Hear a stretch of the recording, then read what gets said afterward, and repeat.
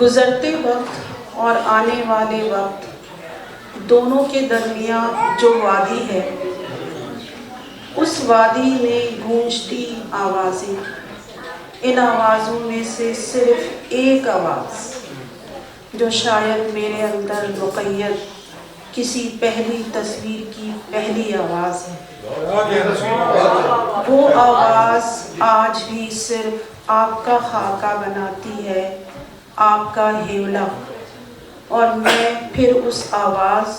اور تصویر کو پہچاننے کی کوشش میں اسی وادی میں چلی جاتی ہوں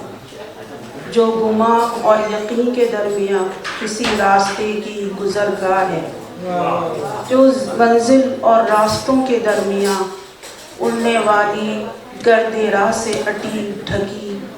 ہیولوں، خاکوں، تصویروں